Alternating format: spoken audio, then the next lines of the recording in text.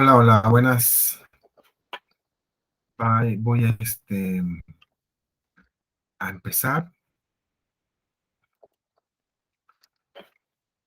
Desafortunadamente no se guardó la primera grabación, entonces volveré a exponer el tema. Trataré de ser breve y cualquier duda que tengan pueden escribirla en la caja de comentarios o mandarme un correo que adjuntaré en la descripción del video. Esta es una breve historia de Grecia. El objetivo es que sea introductorio, por lo cual no me voy a extender mucho en precisiones, a menos que sea necesario, pero recuerden que si algún tema les interesa o les genera dudas o consideran que ha quedado oscuro, pueden escribirme y con mucho gusto responderé sus comentarios. Empecemos. Esta breve historia de Grecia. Bueno, mi nombre es Elías Victardi, soy estudiante de Letras Hispánicas por parte de la Universidad Autónoma Metropolitana y también estudié la licenciatura en Letras Clásicas por parte de la Facultad de Filosofía y Letras de la UNAM y he preparado este curso para dar un panorama de la historia de Grecia. Empezamos este viaje en el año 3000 antes de Cristo, y esta es una fecha mnemotécnica, es decir, es una convención histórica, no es necesariamente la fecha real del objeto de estudio que vamos a analizar, pero los historiadores llegan a este consenso por conjeturas históricas. En esta primera etapa tenemos que las sociedades del pueblo griego se desarrollaron principalmente en la isla de Creta y en la península del Peloponeso, que comprende ciudades como Argos, Micenas y Esparta, pero estas ciudades tienen una característica, no son ciudades-estado todavía. En el caso, por ejemplo, de Nosos, es una ciudad-palacio. Esto quiere decir, por poner una analogía, que todos los edificios administrativos estaban concentrados en un palacio gigante que tenía varias divisiones, un tipo de ciudadela, pero en el que no había una frontera entre un edificio y otro. Se puede apreciar en la imagen de fondo una megaconstrucción con sus divisiones y sus jerarquías, pero en realidad es un solo edificio en el que se atendían casos religiosos o de culto, casos administrativos, había un mercado, eh, era ahí donde se desarrollaba la vida pública de la ciudad. Alrededor había aldeas, pero no estaban protegidas por la muralla, sino que todo ocurría dentro de esta ciudad-palacio. Se sospecha que los griegos llegan a Creta exiliados de Medio Oriente, posiblemente de Babilonia, y cuando llegan a las costas de Líbano, se encuentran con el mar. Es ahí que se tienen que convertir en un pueblo marítimo.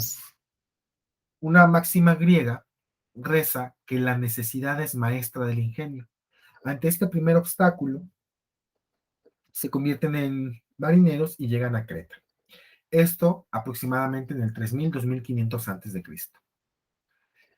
Hay dos ciudades principales, Nosos y Micenas. Nosos en la isla y Micenas en el Peloponeso. Hay un colapso misterioso de la sociedad cretense.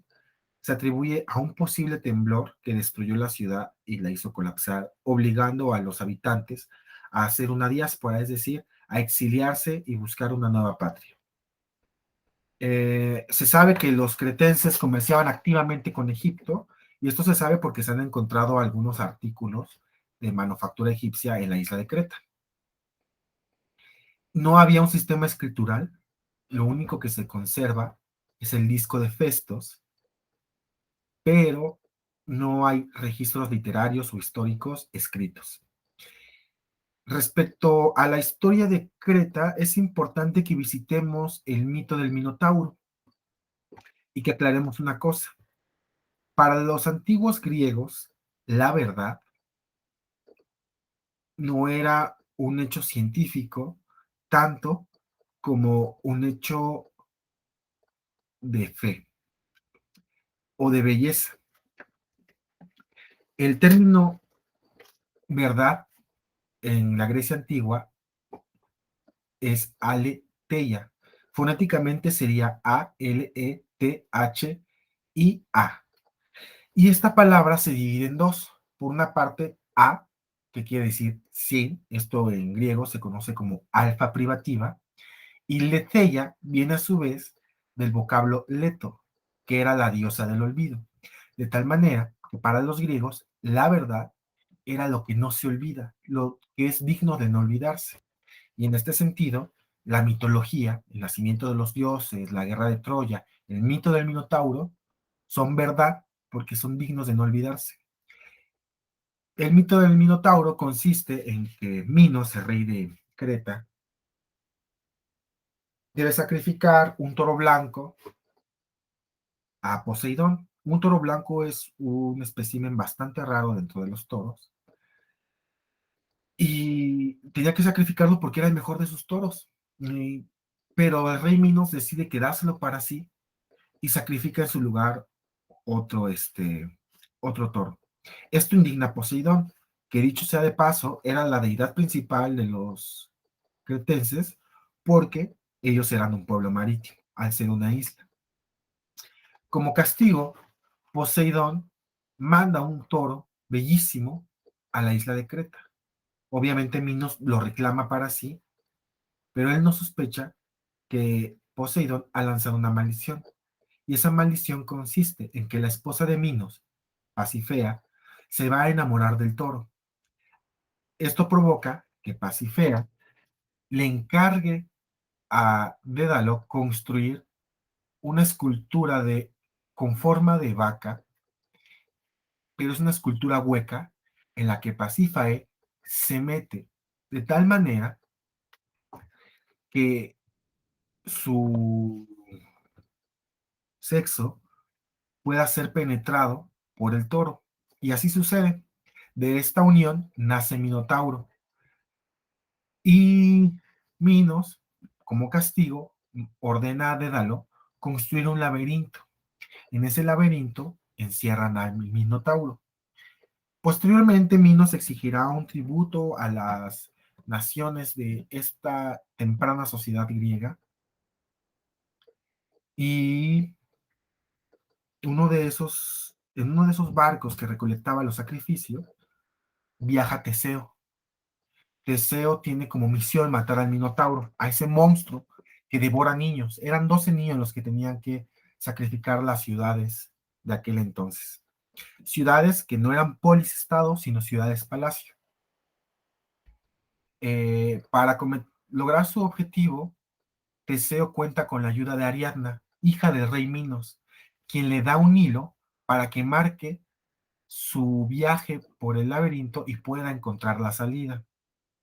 De esta manera, Teseo mata al Minotauro y sale de Creta y se lleva a Ariadna, porque Ariadna no se podía quedar en Creta después de haber traicionado a su familia. Pero Teseo se lleva también a Fedra. Posteriormente, Teseo abandona a Ariadna en una isla y se marcha con Fedra. Este motivo será un motivo recurrente en la literatura. Está, por ejemplo, Ariadna, Medea y Dido, que es el de la mujer abandonada y la mujer traicionada, ante un hombre que tiene un deber mayor. Sin embargo, el destino de Ariadna no es trágico, porque se enamora de ella Dionisos y la convierte en una constelación. Esta historia tiene un final feliz hasta cierto punto. Como les comentaba, se sospecha que Creta colapsa por un terremoto, pero este mito explicaría o trataría de explicar otro tipo de colapso, que es la caída de la hegemonía del rey Minos a través de la destrucción del monstruo que guardaban y con ello el miedo con el que gobernaban al resto de los pueblos. Bien, eh, esto es una isla. Posteriormente, veamos, esta es una pintura en la isla de Creta, en el Palacio de Nosos, y podemos ver el detalle no solamente en los colores vivos, sino en los patrones geométricos de las mujeres, en el tocado de sus peinados, en las alhajas que llevan en los cuellos y en sus brazaletes. Esto nos deja ver que la sociedad cretense estaba profundamente organizada, había una muy estricta jerarquía social, por un lado, y por otro, el nivel de complejidad de esta sociedad era tal que no solamente tenían cultos, sino que hacían representaciones de los cultos. Se cree que estas tres imágenes representan a sacerdotisas o diosas. Yo me inclino a pensar en que son diosas por una razón que veremos más adelante.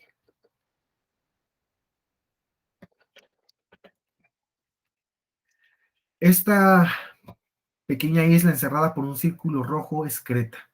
Se estima, se estima que los primeros griegos eran fenicios que llegaron de la costa del Líbano, escapando de Babilonia y se tuvieron que hacer marinos. En la península que está arriba, a la izquierda, es la península de los Balcanes y eh, esa primera masa de tierra es el Peloponeso. Un poco más arriba está Atenas. En el Peloponeso está Micenas, Esparta y Argos. Argos está en la punta derecha inferior de esta pequeña masa de tierra. Como les había comentado, no hay sistema escritural en la Grecia cretense. Lo único que tenemos es el disco de Festos, que consiste en un disco de arcilla grabado por ambos lados, que en total suma 242 símbolos. Fue descubierto en 1909 por un arqueólogo británico.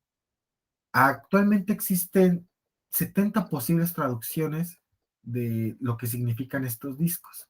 Lo han tratado de hacer filólogos y criptólogos, otorgándoles un valor silábico a cada símbolo. Sin embargo, no hay un consenso sobre qué podría significar. Por otra parte, muchos historiadores ponen en duda la autenticidad del disco, pues estiman que es posible que el explorador británico, el arqueólogo británico, lo haya falsificado para mayor gloria suya, lo cual le habría salido bastante bien. En todo caso, este sería el único registro escritural que tenemos de la época cretense. Se estima también que podría ser falso porque en la antigua Creta no se escribía con motivos literarios ni religiosos. En todo caso, se escribía para llevar cuentas de la venta de ganado, de la venta de esclavos o de la cobranza de impuestos. Por eso este disco es tan atípico en la historia de Creta. También tenemos esta representación que ha sido llamado la diosa de las serpientes. Tiene dos serpientes en cada extremidad y simbolizan la fertilidad. ¿Por qué la fertilidad? Porque las serpientes cambian de piel. Son el único animal que deja una copia de sí misma atrás y se multiplican. Por eso está asociado con la fertilidad. Y es por esta razón que yo, a título personal, estimo más probable que la representación que vimos anteriormente, esta, sea la representación de diosas y no de sacerdotisas. Aunque en todo caso, si se tratara de sacerdotisas, no cambiaría el hecho de que había un apego hacia la figura femenina y el culto a la fertilidad en la antigua Creta. Por otra parte, tenemos a Micenas. Es una ciudad que, como les había comentado, se encuentra en la parte norte del Peloponeso. Eh, Igual, si gustan ir anotando, pueden apuntar todos estos datos y después buscar en Google Maps o en imágenes un poco más de detalles. Eh, he, he querido ser breve porque el propósito de esta exposición es introductoria, para que tengamos una idea general de la vida y de la historia de la antigua Hélade, a grosso modo. Durante mucho tiempo se creyó que la existencia de Micenas era materia de literatura. que era un cuento de hadas, que era una creación literaria de Homero y de otros autores que trataban de hablar de un pasado de oro y así glorificar su historia. Sin embargo, hubo un hombre llamado Heinrich Schliemann, era un alemán, un rico alemán industrial, al que su papá le contaba las historias de Grecia y le leía la Ilíada cuando él era muy pequeño antes de irse a dormir. Entonces Heinrich Schliemann crece con esta idea de encontrar Troya y de encontrar Micenas. Y para suerte de todos, para asombro de todos, descubre a Micenas siguiendo los rastros de la Ilíada y de algunos estudios historiográficos y arqueológicos. Esto es muy interesante porque, como les había comentado, para los griegos el concepto de verdad estaba mezclado con lo histórico y con lo mitológico. Y resulta que la literatura había llevado a un hombre a hacer un hallazgo histórico. Sobre las murallas de Micenas, se comentaba que eran tan grandes que solamente la pudieron haber construido los cíclopes.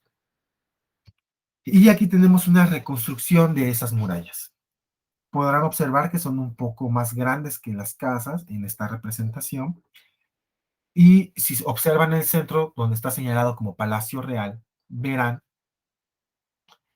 que hay esta ciudad palacio. Es un solo complejo de construcciones y está todo condensado en un tipo de ciudadela. Alrededor hay casas de menor importancia, quizá nobles, y afuera todavía puede ser que haya habido aldeas y casas de menor importancia todavía. Es importante tomar en consideración el tamaño de las murallas. Vean la siguiente imagen. Podrán ver que eran bloques bastante grandes. Entonces, para los griegos que no tenían un registro histórico y que no estuvieron al momento de ser construidas las murallas, estas obras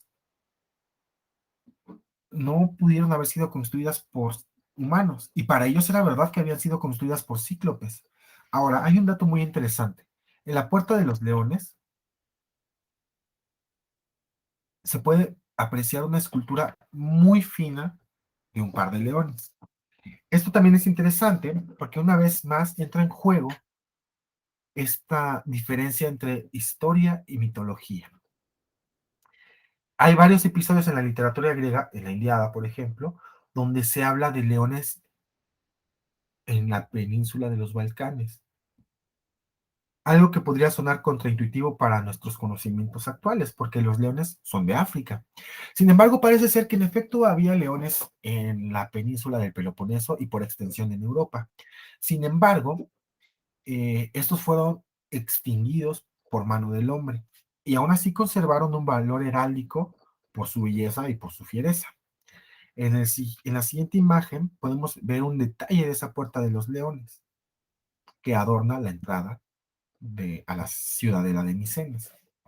A pesar de que sus cabezas ya no están, es de llamar la atención el gran detalle con el que fueron esculpidas.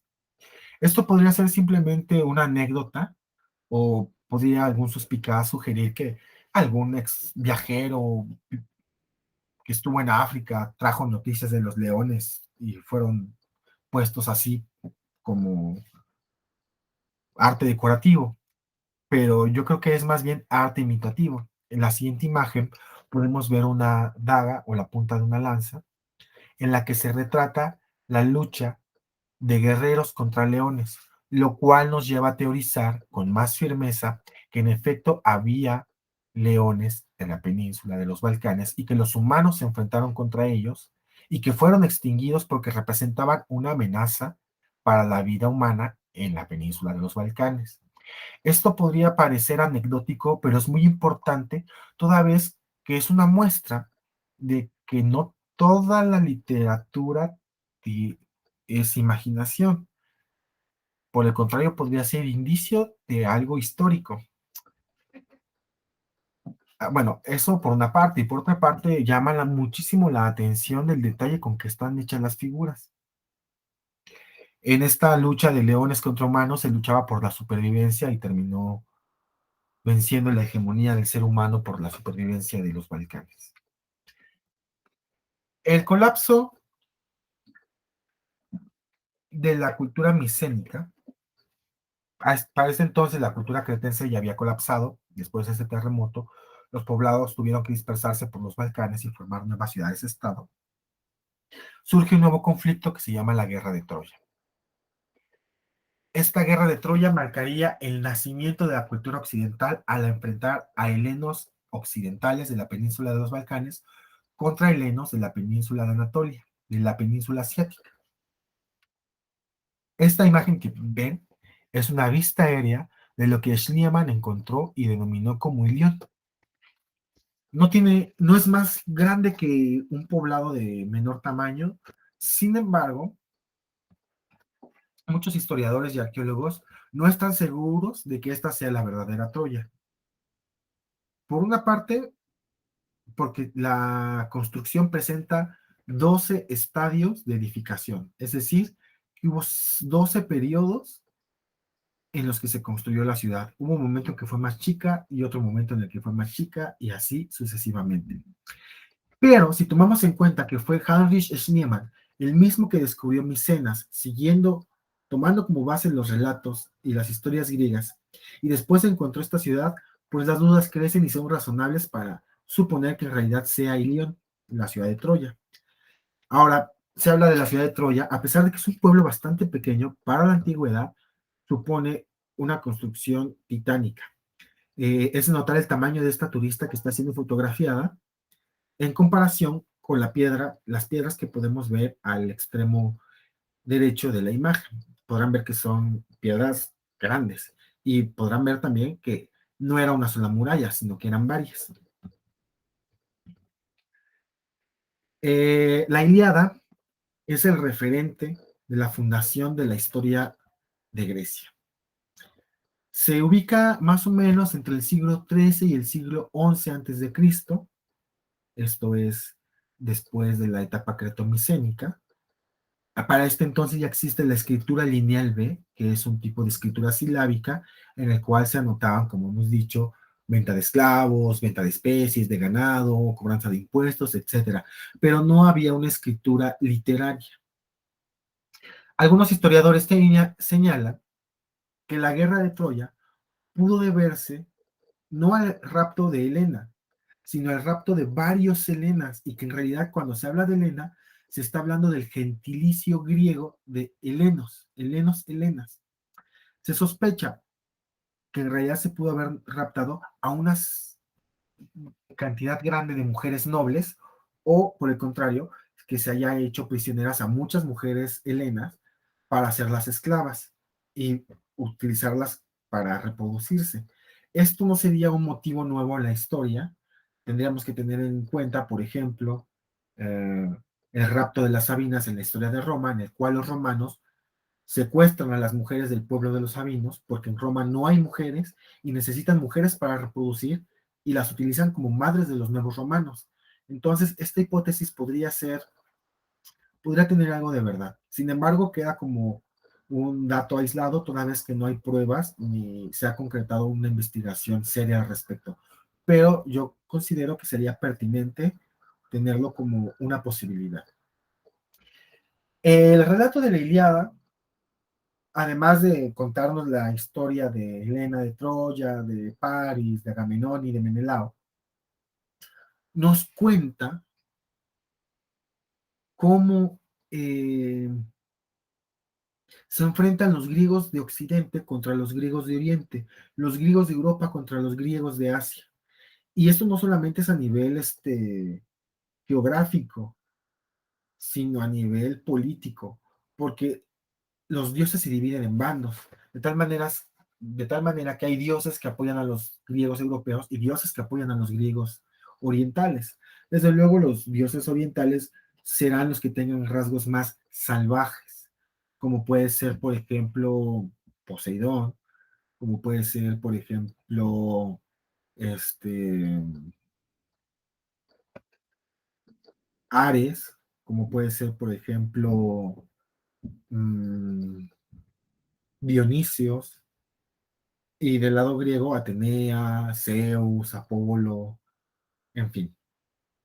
Desde luego esta victoria la ganan los griegos, también llamados aqueos, pero inmediatamente después de esta victoria, a su regreso, viene la Edad Oscura. No, como les decía, no hay consenso sobre la historicidad de este suceso, pero muchos historiadores coinciden en que hay partes históricas y otras que son literarias. ¿Qué es la Edad Oscura? Bien, mientras los griegos europeos estaban peleando contra los griegos orientales, pues mandaron a todos sus mejores guerreros, a los más fuertes, a los más jóvenes. Pero mientras esto estaba pasando, una serie de tribus, entre ellos los dorios, los jonios, llegaron a los Balcanes por el norte de la península.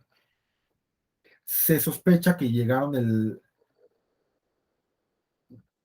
norte del Danubio, para no complicarnos. Algunos piensan que vinieron de la parte más o, al oeste de Rusia, una tribu llamada de citas y osetas, cruzaron el Danubio y bajaron hacia los Balcanes.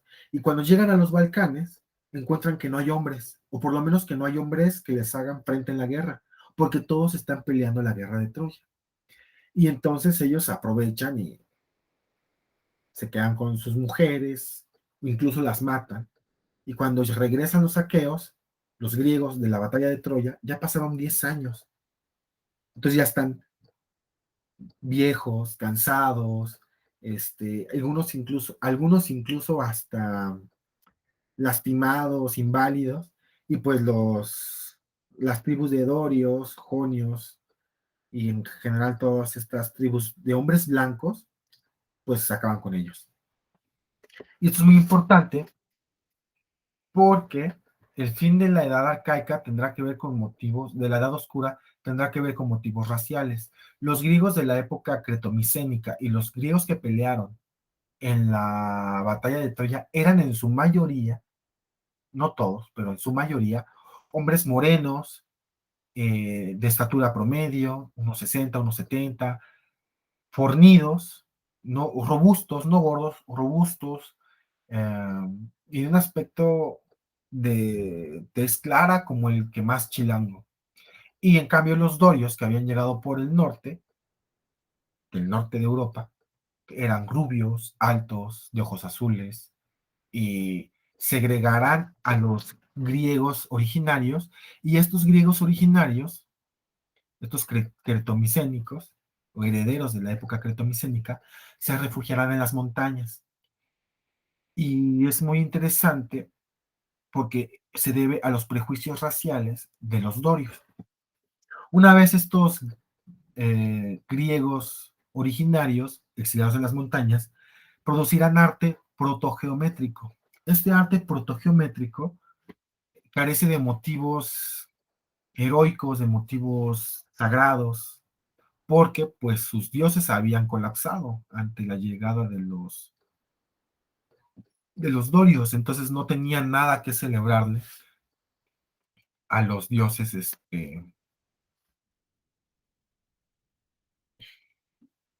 que a los dioses griegos. Y este tipo de escultura protogeométrica se debe a un estado postraumático. Quizá alguno de ustedes en algún momento de estrés haya hecho rayas en su cuaderno, haya hecho jugado gato, o haya llenado una página entera de patrones geométricos por estrés. Pues este estrés es el que en cierto punto provocó el retroceso en el arte griego porque no había nada que contar. Tampoco hay registros escriturales ni esculturas, nada que hable de la vida cotidiana de los griegos en esa época de la historia. La Edad Oscura acaba porque los dorios y los jonios, al solo tener descendencia entre sí mismos, degeneran su raza y empiezan a tener problemas de síndromes, de defectos de nacimiento, de retrasos mentales. Y es ante fueron 5 siglos de dominación doria y jonia. Pero esas Es ante esta decadencia racial de los jonios a raíz de su propio racismo que se ven obligados a aceptar a los herederos de los griegos originarios de nuevo su sociedad y se crea un proceso de mestizaje entre griegos originarios, jonios y dorios, lo cual salva a la raza griega y llega un punto en el que ya no hay hijos de dorios e hijos de micénicos, ya son un solo pueblo de nuevo. Esto, desde luego, no fue un proceso de 2 generaciones ni de 3, fueron 5 siglos. Es al final de la Edad Oscura, de este largo proceso, en el que empieza a cobrar ritmo de nuevo la vida pública de las antiguas ciudades-estado. De hecho, en esta imagen podrán observar en el medio una vasija con puro arte protogeométrico, puros patrones sin contenido de ningún tipo. Y más adelante, en la siguiente imagen, una vasija más de menor antigüedad y de mayor evolución, podemos ver ya la representación de nuevo de imágenes, posiblemente de un rito funerario en el centro, aunque prevalece el sentido protogeométrico y quizá es, eh, no, aunque no sean dioses y héroes los que están representados ahí, se vuelve a tomar una conciencia del ser humano como sí mismo, se vuelve a humanizar el pueblo griego.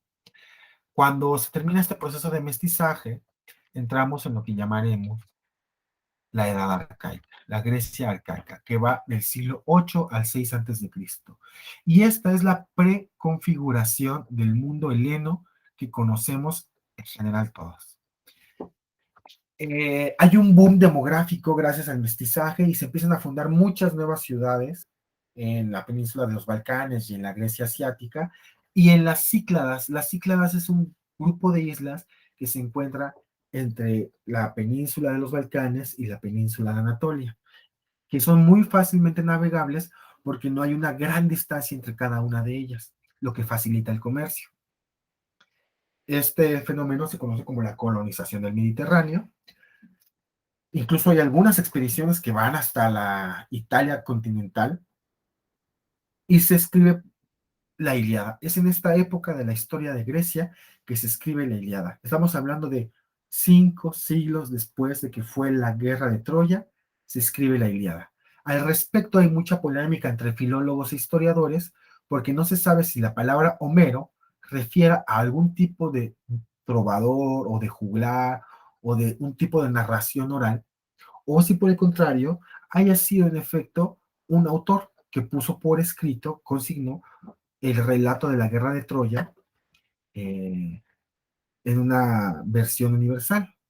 Pero es aquí donde se escribe por primera vez la Ilíada. También tenemos el nacimiento de la poesía lírica, de la poesía intimista, del yo hablo de mí. Hasta entonces la poesía había sido épica. Canto las hazañas de los héroes, pero ahora es hablo de mí, de lo que siento. Y en este campo resalta mucho la figura de Safo de Lesbos.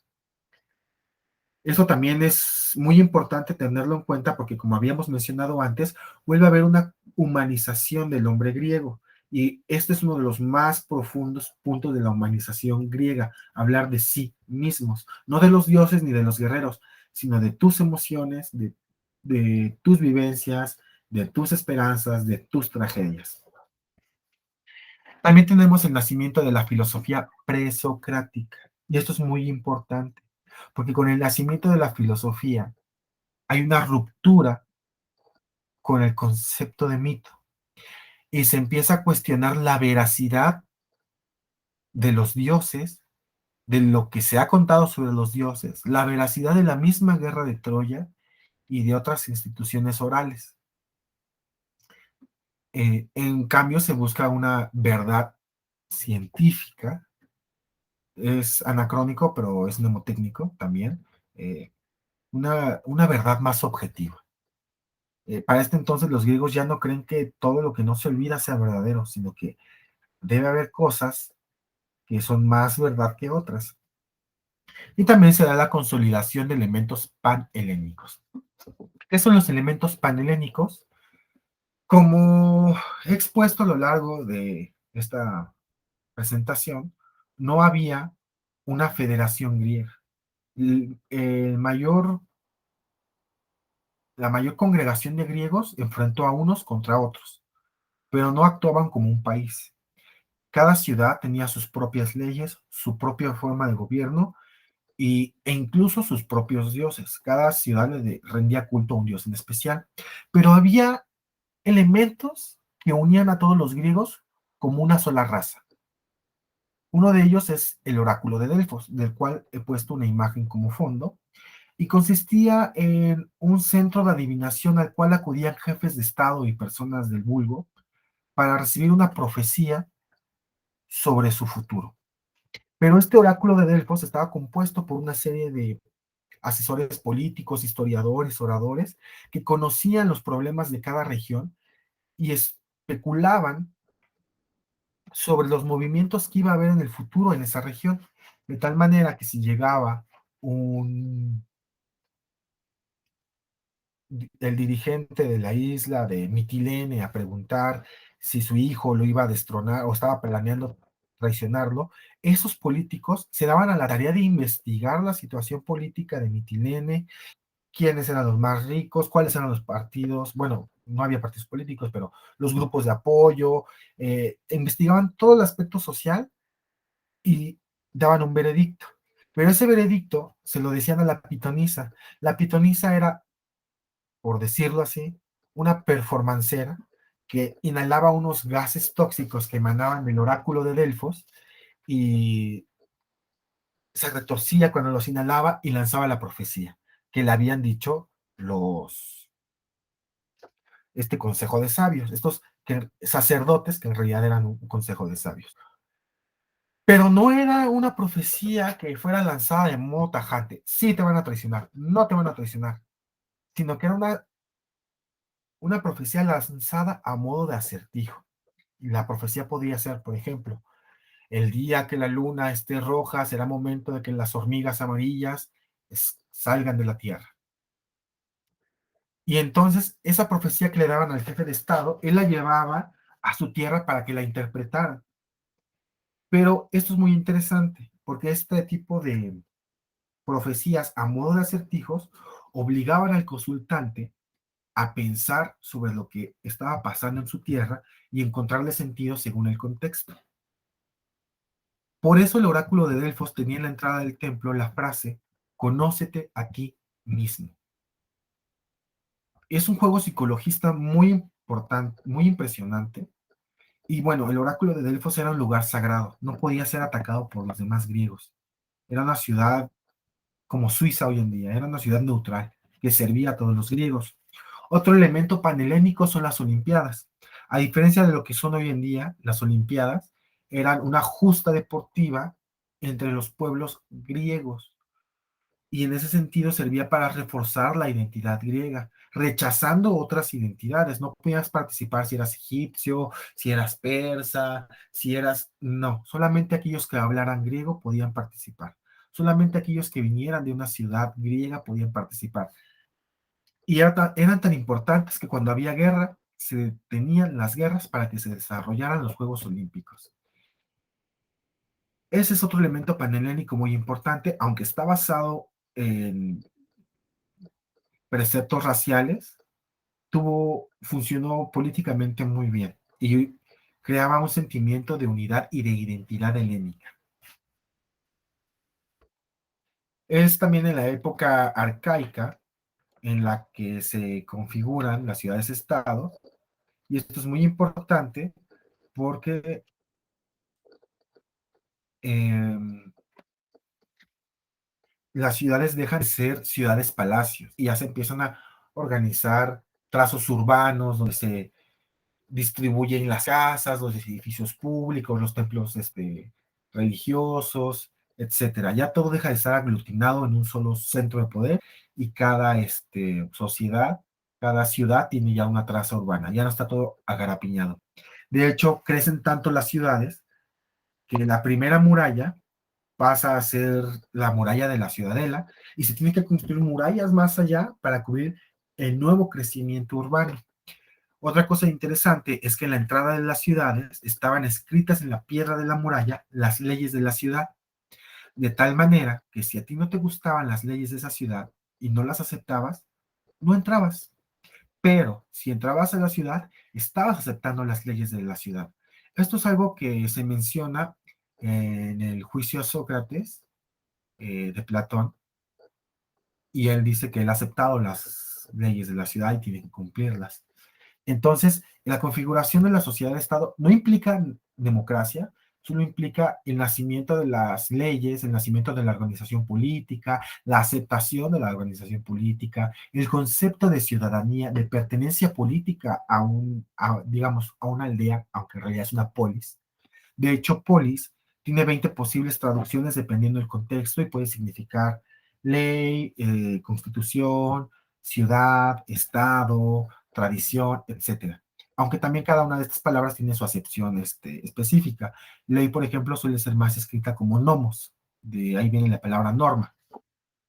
En fin, quería exponer esta diapositiva. Tenemos en el extremo lateral izquierdo una imagen del arte eh, protogeométrico, y en las dos siguientes tenemos el desarrollo y la recuperación del arte griego de periodo arcaico, y podemos ver en la imagen del medio que empieza a haber ya representaciones humanas, aunque no son muy finas, ya hay representaciones humanas y sigue habiendo patrones geométricos. Podemos verlo en la base de la vasija y en los espirales que rodean esta escena. En la siguiente imagen, en la más grande, podemos observar una exquisitez tremenda. Ya esto ya es de finales de la época arcaica. Podemos notar el manto de estos guerreros detallado sobremanera, motivos heráldicos, como es el casco con este penacho, las mismas capas, el juego geométrico sigue estando en las asas de esta urna, pero el detalle ya está mucho más desarrollado, y eso indica una mayor complejidad y una mayor evolución de la sociedad en la Grecia arcaica.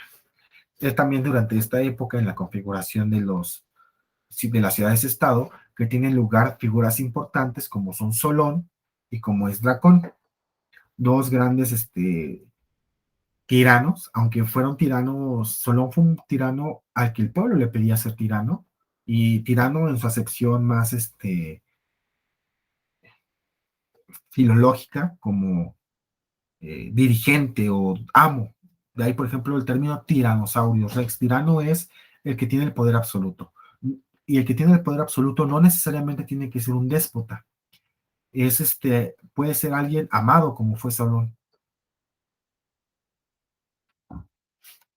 Posteriormente tenemos la Grecia clásica. Esta imagen es muy importante porque es un conjunto de esculturas que representa la centauromaquia, un mito fundacional de Atenas, y todas estas esculturas fueron robadas del Partenón de Grecia y trasladadas al Museo Británico. Si observan, podrán ver que tiene una figura triangular, el conjunto de estatuas, porque precisamente se encontraban en en el friso frontispicio, en el frontispicio del templo del Partenón. Permítanme un momento.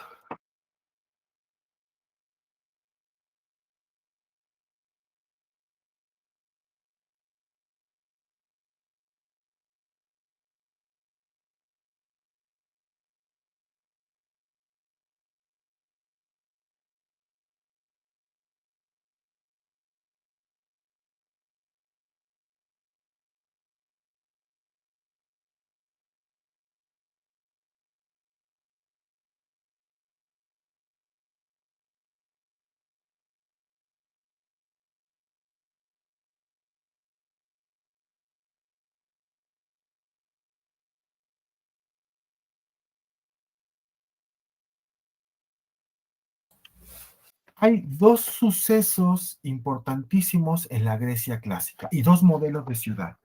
Por una parte tenemos a Esparta y por otra parte tenemos a Atenas. Es una época de mucha efervescencia política, militar y cultural. En el año 499 a.C. tienen lugar las guerras médicas que duraron hasta el año 459 a.C. Es una serie de conflictos en las que los soberanos de Persia, una nación que tiene como origen el pueblo de los medos, por eso las guerras médicas, es- ejerce una política expansionista y ataca a las ciudades griegas del Mediterráneo, empezando por la parte de la Asia, de la península asiática, la península de Anatolia, lo que sería Turquía. Y las ciudades van cayendo ante el poder de los persas y entonces atenienses, espartanos y sus ligas, la Liga de Esparta y la Liga de Delos, se unen para hacerles frente. Hay tres momentos clave. Una de ellas es la batalla de Maratón, en la que los atenienses logran vencer a los persas. Herodoto dice que eran 200,000, pero los historiadores coinciden en que era una brigada avanzada del ejército persa que tenía como misión pues investigar cómo estaba el terreno de lucha y fue a esa que derrotaron. Los atenienses hacen propaganda de que miren, les ganamos a los persas, no son de tanto temer, pero después vienen ya los persas, todo el imperio persa, bueno, todo el ejército persa por el norte, y es Leónidas, este que viene en la película de 300, el que junto con sus soldados espartanos va a hacerles frente al estrecho de las Termópilas. Las Termópilas es un estrecho en, en el medio de los Balcanes, norte de los Balcanes ya, en el que tienen que pasar para llegar al resto de Grecia. Cabe destacar, es necesario destacar que la península balcánica y las ciudades griegas se desarrollan en una zona geográfica que está dominada por montañas, cerros, cumbres, laderas y riscos. Y es este estrecho de las Termópilas que está en medio de dos montañas por donde tienen que pasar los persas. Leónidas aprovecha y les tiene una emboscada ahí. Sin embargo, el ejército persa es muchísimo más grande y Leónidas y su ejército pierden. Sin embargo, esto le da tiempo a los ciudadanos del resto de las ciudades que se encuentran al sur de los Balcanes a evacuar sus ciudades. Ellos deciden refugiarse en la isla de Salamina, una isla muy cercana al puerto del Pireo. El puerto del Pireo es el puerto de Atenas, que estaba a las afueras de la ciudad. Y lo que hacen es que embarcan todas sus pertenencias y se van a la isla de Salamina. Los persas llegan a Atenas y ven una ciudad vacía y la destrozan porque estaban enojados de cómo que la ciudad está vacía, yo quería guerra, así no me sabe la victoria y destruyen la ciudad. Y van avanzando por los Balcanes y se dirigen hacia el Peloponeso, donde está Esparta y donde estaba Micenas, pero resulta que llaman a sus naves, los persas, a sus barcos, llegan al Pireo, se trepan a los barcos y pasan por el estrecho de Salamina. El estrecho de Salamina es un canal del mar que pasa entre Atenas, entre el Pireo y Salamina. Y los atenienses estaban esperando a los persas en Salamina, junto con otros pueblos griegos, entre ellos algunos espartanos. Y es así que dejan que vayan pasando los barcos de los persas y los atacan por los dos lados. En ese estrecho a fuego cruzado destruyen el ejército de los persas y, y se gana la guerra, se ganan las guerras médicas. Es a partir de ahí que se firma la paz de Calias y los atenienses toman la delantera en la guerra militar y en la estrategia militar y fundan la Liga de Delos.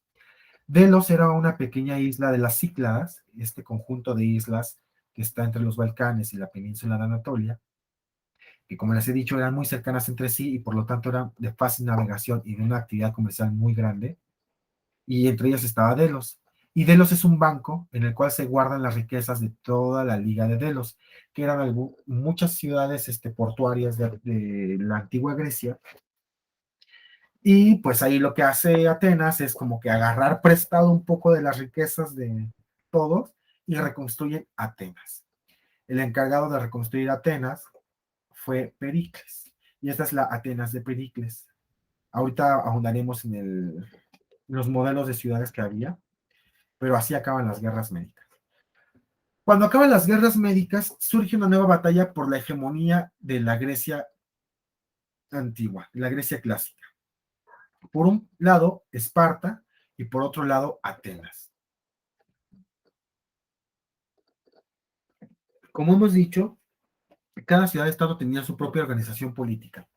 Sin embargo, destacan dos modelos de ciudad-estado. Por un lado, Esparta, de un corte más militar, y por otro lado, Atenas, de un corte militar marítimo y comercial. Por un lado, Atenas es una ciudad cosmopolita, donde florece la filosofía, el teatro, la poesía, y también la homosexualidad como parte de una costumbre de educación, una costumbre pedagógica, el comercio y en general la opulencia. Y por otro lado, Esparta, que es una ciudad de corte militar y de la cual se burlaban los griegos, llamándoles, como diríamos hoy, rancheros, o sea, gente simple y rústica. Eh, Sin embargo, Esparta tiene, a pesar de que no produjo literatura, de que no hay grandes vestigios de sus ciudades ni una gran producción cultural, llama la atención por su filosofía militar. Algunos ejemplos es que a los niños no se les servía de comer los fines de semana. Entonces, bueno, digo fines de semana mnemotécnicamente porque el calendario griego estaba dividido de otra forma, que quizá detallaremos en otra ocasión. Pero mnemotécnicamente diré fines de semana. A los niños no se les servía de comer los fines de semana. Solo se servía de comer a los adultos, a los viejos venerables, a las amas de casa, a los carpinteros, a todo aquel que ya tuviera barba. Sin embargo, se, se le pedía a los niños que robaran su comida. Ellos estaban sirviendo, haciendo masajes a los viejos venerables, etcétera, y se les invitaba a que se robaran su comida, a que se ganaran su comida robándosela. Pero si eran descubiertos, eran castigados físicamente, de tal manera que los entrenaban para robar, pero en realidad era un entrenamiento para sobrevivir. Otra curiosidad de Esparta es que cuando un niño cumplía 5 años, era abandonado en un monte llamado Taygeto, que era un monte en el que pues no había nada. Y aunque ya no había leones en aquella época, tomemos en cuenta que pues no había leones, pero hubo leones y había otro tipo de amenazas. Y la prueba consistía en dejar a los niños a esa edad y si regresaban vivos, obviamente, eran dignos de pertenecer a la sociedad ateniense, a la sociedad espartana, disculpen. Otra curiosidad es que cuando una pareja tenía hijos, estos no se podían quedar con sus hijos. Se los quitaba el Estado espartano, y hacían una rifa de hijos. De tal manera que el propósito de esta medida es que todos cuidaran a los niños como si fueran propios, porque tú no sabías dónde había quedado tu hijo. Esto con el fin de promocionar, como les digo, el cuidado de los niños, pero también el sentimiento de unidad, el sentimiento de comunidad. Incluso los nobles pasaban por esto. Los hijos de los reyes eran rifados, sorteados en la sociedad para que tuvieran un cuidador diferente. Pero a diferencia de los hijos de la plebe, los hijos de los nobles eran registrados y se tenía muy bien controlado a quién le había correspondido cuidar el hijo del noble. De tal manera que cuando murió, por ejemplo, Leónidas, fueron a buscar a su descendiente y resulta que era el hijo de un sastre. Ah, pues, ¿qué crees que eres hijo de Leónidas? Y como eres de sangre noble y tu papá acaba de morir, pues te toca regir la ciudad. Pero era la excepción. Bueno, la sociedad espartana era de una moral mucho más restrictiva. Ahí era penada la homosexualidad, a diferencia de Atenas. Y las mujeres también participaban en la guerra, no era una actividad exclusiva de hombres, aunque las mujeres cuando participaban en la guerra se focalizaban en la protección de la ciudad. Era el último reducto, pero tenían un papel activo dentro del ejército. En fin, estos dos modelos de ciudad se van a enfrentar y nace la Liga de Delos, comandada por Atenas, contra la Liga de Esparta, comandada por Esparta. Se dividen las influencias políticas, era una especie de guerra fría, y llega un momento en que luchan por la hegemonía. Esta guerra tiene varias etapas, es la Atenas de Pericles, y para mala suerte de los atenienses hay una peste en Atenas y muere Pericles en medio de la guerra. Esto lo cuenta Temístocles y pues es una pérdida muy irreparable para la ciudad.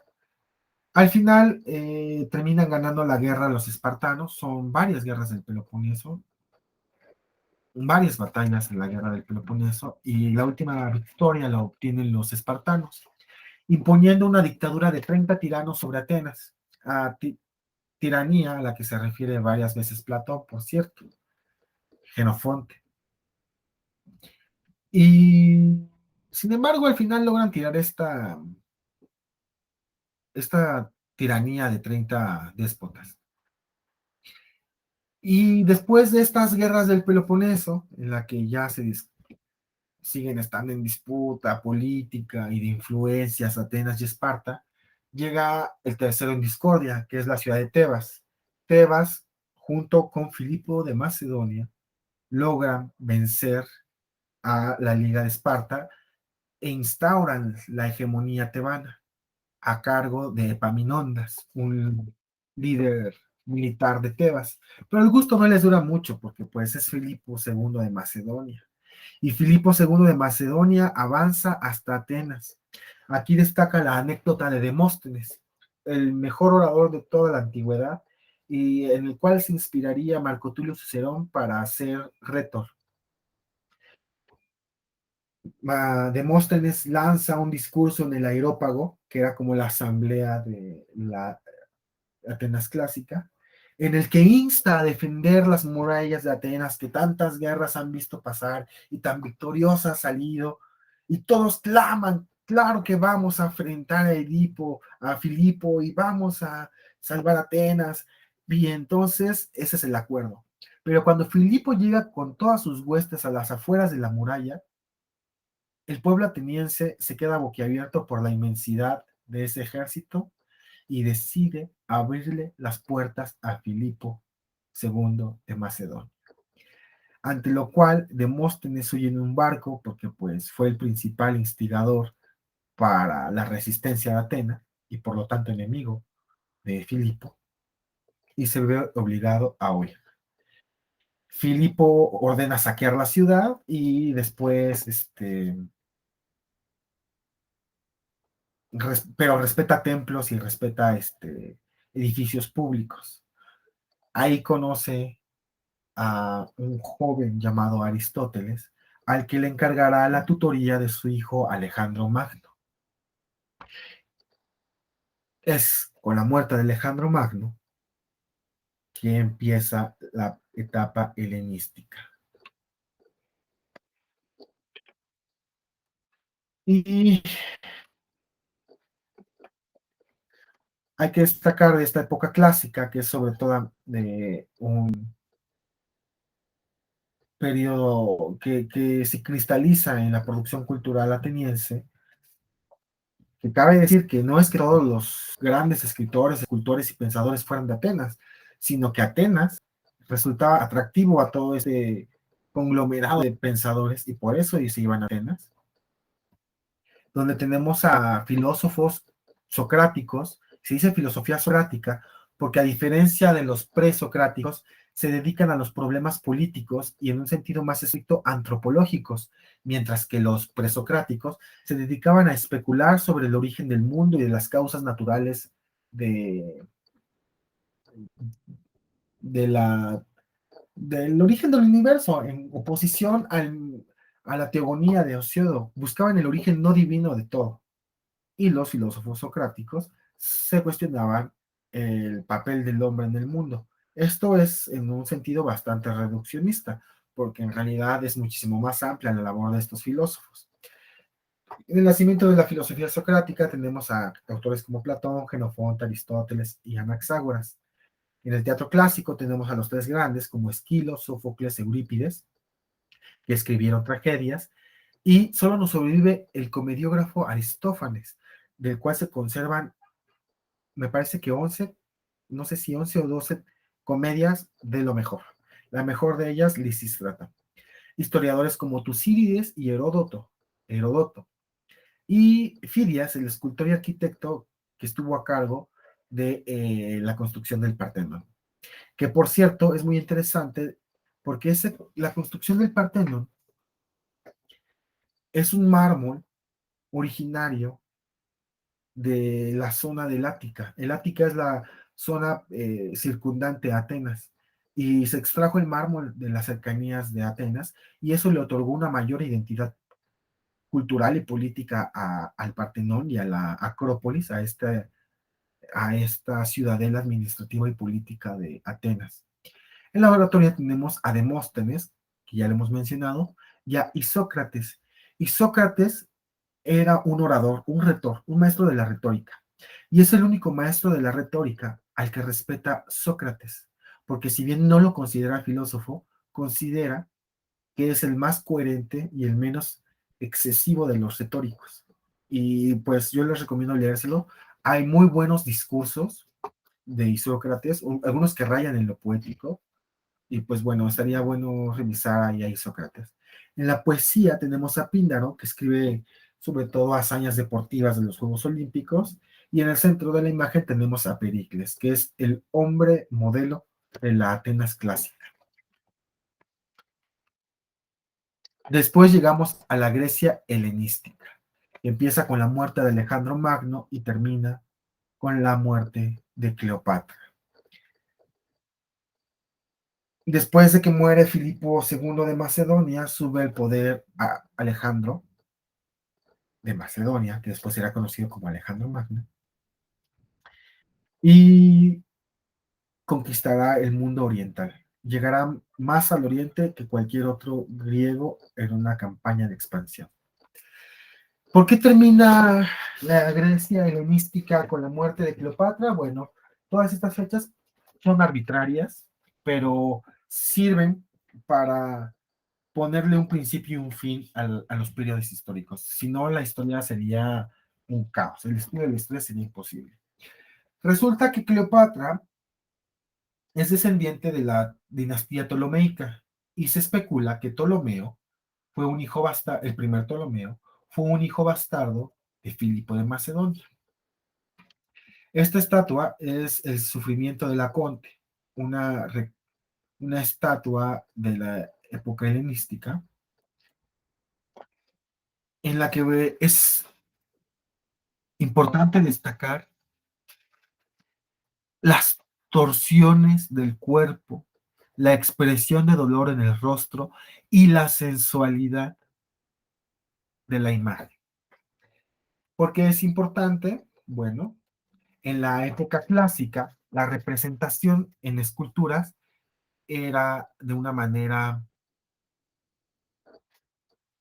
seria. Todos los dioses y héroes eran representados serios, inexpresivos, sin un rastro de emociones, porque los dioses no, no, no son patéticos, están en otro nivel.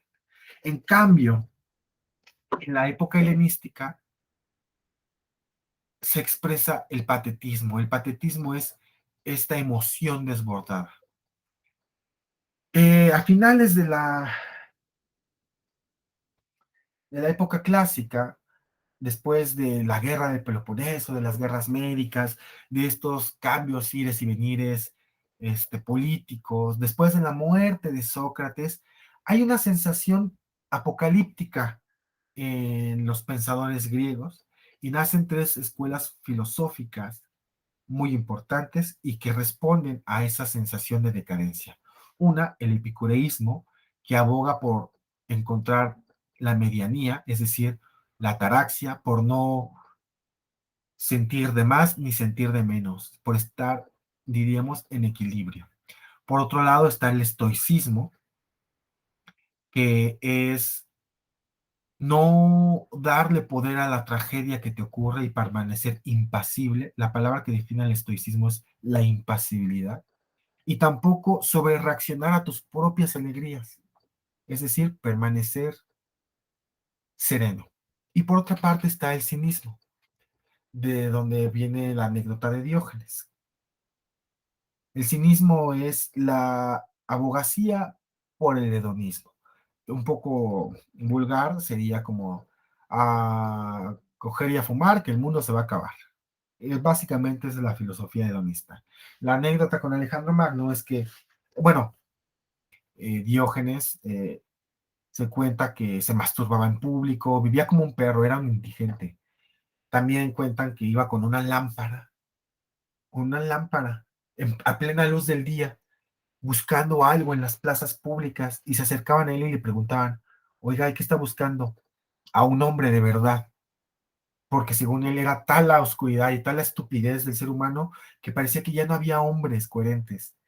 Y la otra anécdota es que un día se acerca a él Alejandro Magno, magnetizado por estas leyendas que se contaban de Diógenes, y le pregunta, y le dice, Diógenes, yo que soy emperador de toda Grecia, dime algo y te lo daré. Y Diógenes le dice, quítate, que me tapas la luz del sol.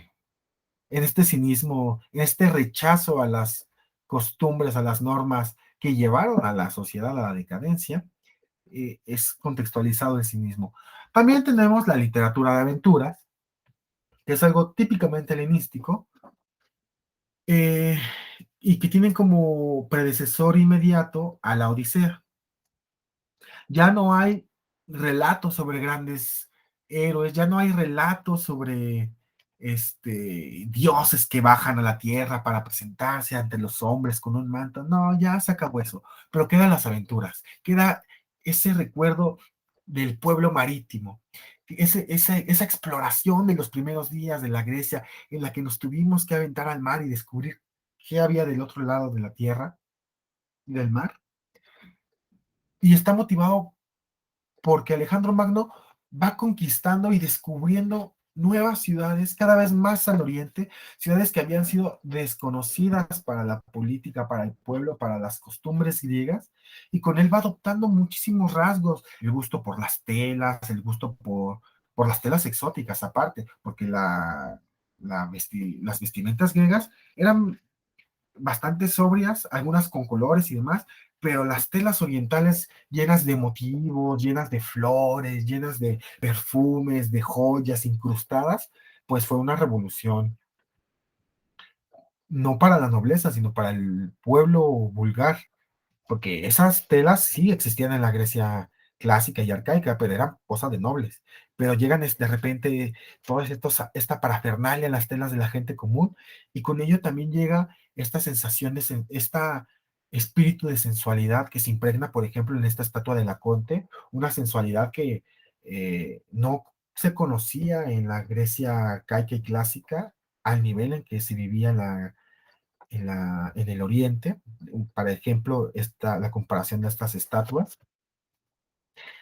Y es en esta etapa de descubrimiento del mundo oriental que se generan las novelas de aventuras, esas novelas donde los personajes van descubriendo el mundo, como son las argonáuticas, donde Jasón va junto con los argonautas en busca del vellocino de oro a una tierra asiática, por cierto, y encuentran a Medea, que es una hechicera mística que les ayuda a conseguir el vellocino de oro, como este misterio, este asombro ante lo desconocido. Por otra parte, el asno de oro, que es un hombre que le cae una maldición y se convierte en un asno y anda buscando por las tierras más lejanas una forma de deshacer la maldición. Y por otro lado tenemos a Daphnis y Chloe, que es la primera novela en la historia occidental. Se creyó mucho tiempo que fue la primera novela en el mundo, pero investigaciones recientes parecen indicar que la primera novela escrita en todo el mundo es de origen chino. Sin embargo, para nosotros va a ser más importante la novela de Daphne y Chloe como la primera del mundo occidental, porque la tradición literaria occidental parte de la tradición clásica y no de la novela china. Entonces, pues En ese sentido, las repercusiones de Daphne y Chloe han sido más grandes que aquella primera novela china. Y aquí hay una paradoja, hay una orientalización de la cultura griega, esto que les comentaba de el descubrimiento de esa sensualidad, de los mundos nuevos, de los perfumes, de las especias, de la comida, de las bebidas, pero también hay una occidentalización de la cultura oriental, porque no es sino hasta que llega Alejandro Magno a la India, por ejemplo, que se empiezan a hacer representaciones físicas de Buda. Antes de que llegara Alejandro Magno, no había representaciones de guerreros, ni de maestros, ni de... No. Solamente después de que llega Alejandro Magno, hay representaciones escultóricas de Buda, por poner algún ejemplo. Hay un sincretismo, un proceso de intercambio cultural muy importante entre ambos mundos, el oriental y el occidental. También tenemos la Ilíada Koiné, que como les había comentado, la primera Ilíada se escribió en el siglo 8 a.C., en la época arcaica, pero resulta que Alejandro Magno, tras ir conquistando ciudades, descubre que cada ciudad tiene su dialecto y le es muy difícil comunicarse con cada una de esas ciudades. Por lo tanto, manda a crear un griego estándar.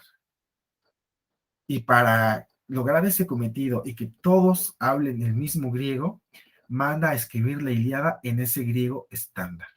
La Ilíada tiene 24 cantos, no por casualidad, sino porque el alfabeto del griego koiné tiene 24 caracteres.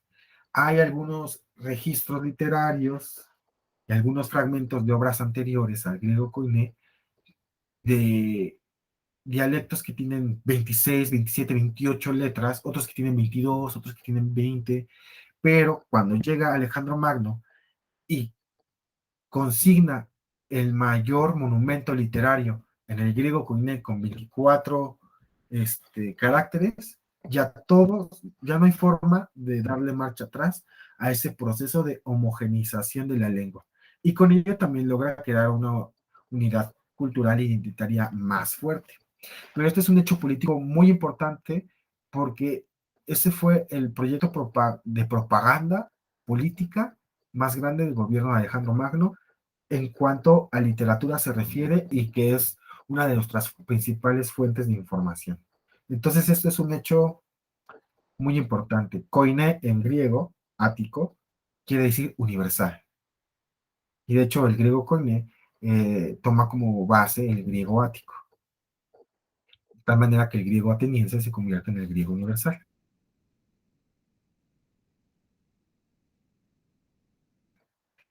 Con sus ligeras modificaciones, pero es, eso es lo que hace Alejandro Magno. Al fin y al cabo, su maestro había sido Aristóteles.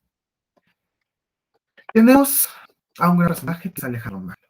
De él se trata todavía había la Grecia clásica, pero de la transición para la Grecia helenística. ¿Qué es la Grecia helenística? Cuando muere Filipo de Macedonia y hereda el poder a su hijo Alejandro, y Alejandro va conquistando ciudades de Oriente, va expandiendo la cultura griega y adoptando elementos de la cultura helenística. Todas estas transformaciones que les he señalado crean una nueva identidad griega más cosmopolita, más abierta, pero también crean un problema. Cuando muere Alejandro Magno, no queda claro quién es el heredero de todo ese imperio. Eso se lo había predicho el oráculo de Siwa.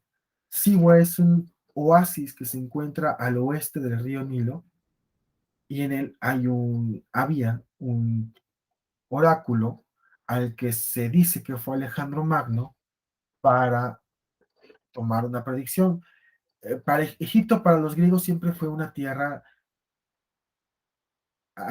misteriosa y antigua. O sea, antes de que existiera Micenas, Creta, ya existían los egipcios. Antes de que existiera Babilonia, ya existían los egipcios. Antes de que existieran los mismos egipcios, ya había otros egipcios. Entonces, Alejandro Magno va al oráculo de Siwa por el prestigio de su antigüedad y por el prestigio de la cultura egipcia. Y ahí el oráculo es que va a morir joven. Y eso motiva a Alejandro Magno a ir conquistando más y más para hacerse de un nombre para ser inmortal lo más antes posible. Muere Alejandro Magno y no queda claro quién va a ser el heredero. Entonces, el imperio se divide en 12 reinos, al cual cada uno va a dirigir uno de sus generales. Algunos de los más importantes es el Bactriano, el de Olimpia, el de los Ptolomeicos, y eso por la parte más occidental de los reinos, y a la que nos enfocaremos en este momento, porque a partir de este momento la historia helenística se divide entre la occidental y la oriental, aunque llegan a cruzar sus caminos, básicamente es así.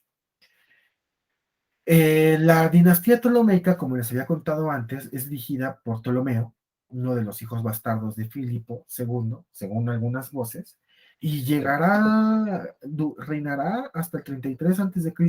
con la muerte de Cleopatra. De ser cierto el rumor de que Ptolomeo era hijo bastardo de Filipo II, resulta que Cleopatra estaría emparentada con Alejandro Magno. Bueno, estos diádocos, estos reinos, tienen todas sus vicisitudes y van a estar involucrados en peleas patricidas, fratricidas, entre hermanos, entre amigos que lucharon junto a Alejandro Magno, y terminará por una decadencia de la cultura griega en esta parte del mundo, los llamados reinos helenísticos.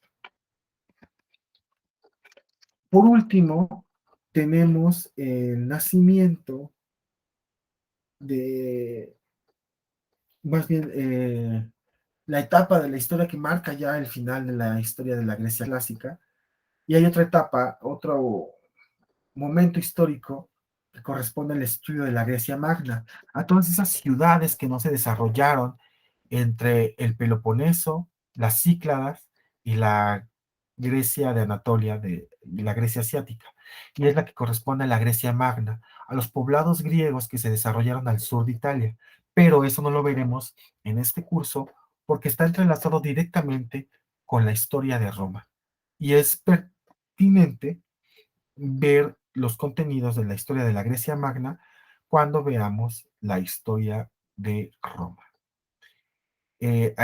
Aquí en imagen pueden ver un póster promocional de Cleopatra, la película de Liz Taylor, y es ella la última heredera de los reinos helenísticos y de Filipo II de Macedonia, si los rumores fuesen ciertos.